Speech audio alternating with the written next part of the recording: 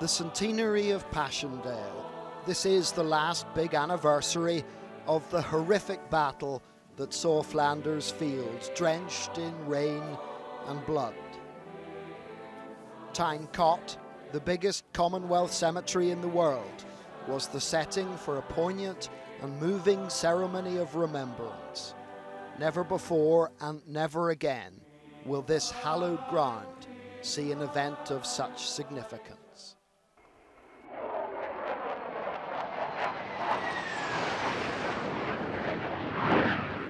The battle we know today as Passchendaele would last for over 100 days. We remember it not only for the rain that fell, the mud that weighed down the living and swallowed the dead, but also for the courage and bravery of the men who fought here. Today mattered most, of course, to the descendants of the fallen. For them, the century melted away, and the connection with relatives buried here felt close indeed. During the ceremony, readings from the diaries of the dead brought their horrendous experiences to life. In a way, it was worse when the mud didn't suck you down. When it yielded under your feet, you knew that it was a body you were treading on. It was terrifying. By 1917, Flanders was a wasteland, thanks to artillery and the heaviest rain in 30 years. With no buildings still standing, shelter from war and weather could only be found underground. That made tunnellers like Sergeant Major Henry Houghton busy men.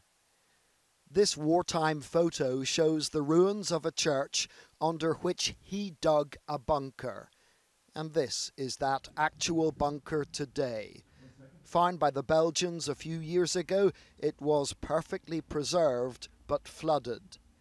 They drained it, especially for today.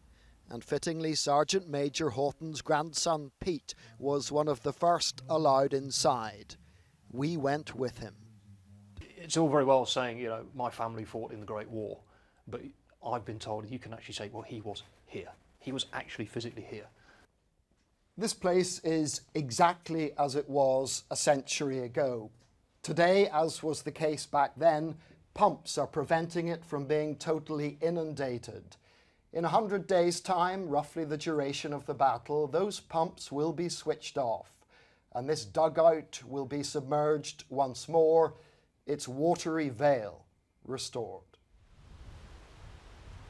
In Flanders, more than half the graves are the tombs of unknown soldiers.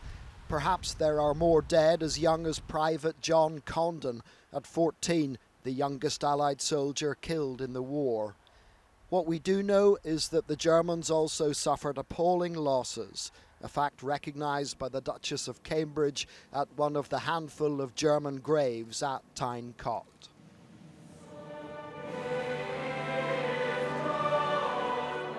We also know that the passage of 100 years has done little to lessen the sense of tragic loss here.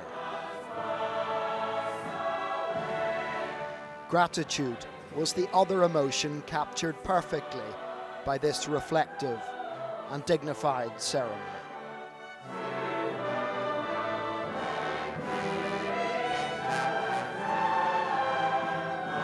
John Irvine, News at 10 in Flanders.